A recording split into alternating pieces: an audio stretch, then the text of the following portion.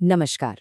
आज हम बात करने वाले हैं एक ऐसे शख्स की, एक ऐसे सन्यासी की जिन्होंने भारत की आध्यात्मिक चेतना को पूरी दुनिया से रूबरू कराया।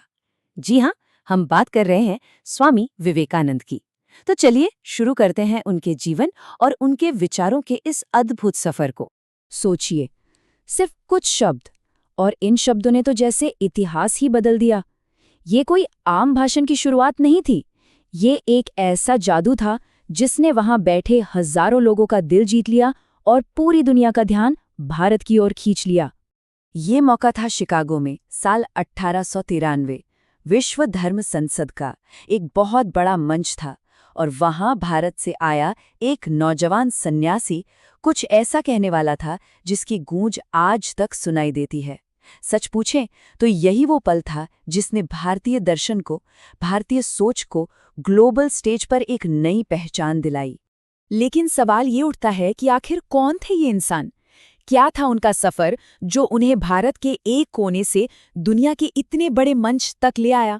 चलिए इसी सवाल का जवाब ढूंढते हैं और समझते हैं कि कैसे एक विचार पैदा होता है।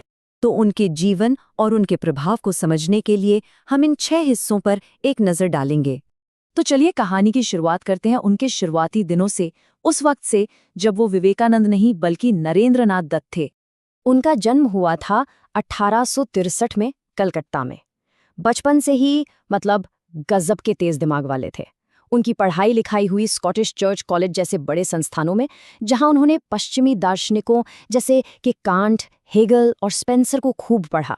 इससे उनका जो जिज्ञासु मन था ना, वो और भी ज्यादा सवाल पूछने लगा। अब देखिए, नरेंद्रनाथ के घर का माहौल बड़ा दिलचस्प था। एक तरफ थे उनके पिता विश्वनाथ दत्त, जो पेशे से वकील थे और एकदम तर्कवादी सोच वाले, और दूसरी तरफ थी उनकी माँ भुवनेश्वरी देवी, जिनकी ईश्वर में गहरी आस्था थी। तो नरेंद्रनाथ के अंदर ये दोनों ही बातें थीं। एक तरफ हर चीज पर सवाल उठाने वाला दिमाग और दूसरी तरफ सच की, आध्यात्म की गहरी तलाश। और यही तलाश उन्हें बेचैन रखती थी। उनके दिमाग में बस एक सवाल घूमता था, एक ही सवाल जो वो हर साधु संत, हर गुरु से पूछते थे। क्या आपने ईश्वर को देखा है? सोचिए कितना सीधा और कितना गहरा सवाल था ये, पर इसका जवाब उन्हें कहीं नहीं मिल रहा था। और फिर उनकी जिंदगी में वो मोड़ आया जिसका उन्हें इंतजार था। यही खोज, यही सवाल उन्हें ले पहुंचा श्री रामकृष्ण परमहंस के पास। शुरू में तो नरेंद्रनाथ को यकीन ही नहीं हुआ। उनका जो तार्किक दिमाग था वो रामकृष्ण की बातों पर, उनके अनुभवों पर शक करता था, सवाल करता था। लेकिन रामकृष्ण का जो सीधा साधा अनुभव था, उनका जो निस्वार्थ प्रेम था, उसने नरेंद्रनाथ के सारे तर्कों को, सारे सवालों को धीरे धीरे चुनौती देनी शुरू कर दी। रामकृष्ण की देखरेख में नरेंद्रनाथ पूरी तरह से बदल गए। उन्होंने पहली बार गहरे ध्यान को महसूस किया और उनके दिमाग के सारे शक यकीन में बदल गए। जब 1886 में रामकृष्ण ने शरीर छोड़ा तो नरेंद्रनाथ ने संन्यास ले लिया और यहीं से एक तरह से रामकृष्ण मिशन की शुरुआत हुई। तो गुरु तो मिल गए, रास्ता भी मिल गया, लेकिन नरेंद्रनाथ जो अब स्वामी विवेकानंद बनने वाले थे, उनकी असली यात्रा तो अब शुरू होनी थी। ये यात्रा थी भारत की आत्मा को करीब से जानने की, उसे महसूस करने की। करीब 5 साल, सोचिए 5 साल तक वो एक साधारण सन्यासी की तरह पूरे भारत में घूमे। ये कोई धार्मिक यात्रा नहीं थी, नहीं, ये तो अपने देश को, यहाँ के लोगों को, उनकी असली हालत को समझने की एक कोशिश थी। और इस सफर में उन्होंने जो देखा उसने उन्हें हिलाकर रख दिया। उन्होंने अपनी आंखों से देखी भयानक गरीबी, समाज में फैला हुआ जाति भेद, अंधविश्वास और गुलामी का दर्द। इन सब कड़वी सच्चाइयों ने उनके अध्यात्म को एक नया मतलब दिया, एक नई दिशा दी। उन्हें समझ आया कि असली आध्यात्मिकता सिर्फ गुफाओं में बैठकर ध्यान लगाना नहीं है, नहीं, असली पूजा तो है इंसानों की सेवा में, गरीबों की, जरूरतमंदों की मदद करने में। और यही सोच, मानव सेवा ही माधव सेवा है, उनके जीवन का, उनके संदेश का केंद्र बन गई। तो इसी नई सोच, इसी आग के साथ वो शिकागो पहुंचे थे। अब उनका मकसद सिर्फ भारत को जगाना नहीं था, बल्कि पूरी दुनिया को एक सार्वभौमिक संदेश देना था। उन्होंने क्या किया? उन्होंने वेदांत के हजारों साल पुराने ज्ञान को एक नया व्यवहारिक रूप दिया, जिसे कहते हैं व्यवहारिक वेदांत।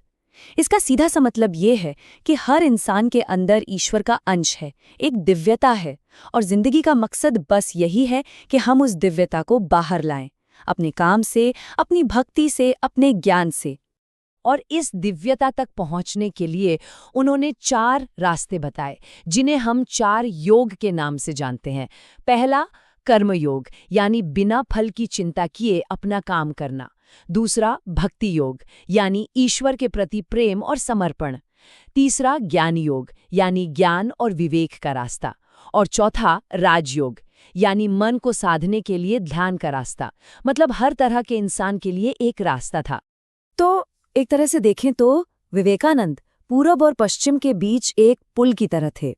उन्होंने भारत की गहरी आध्यात्मिक बातों को इतने सरल और सार्वभौमिक तरीके से समझाया कि पूरी दुनिया उसे समझ सकी, उससे जुड़ सकी।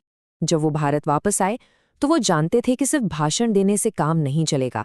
इस सोच को, इस विचार को जमीन पर उतारना होगा, इसे एक संस्था का रूप देना होगा ताकि ये काम हमेशा चलता रहे।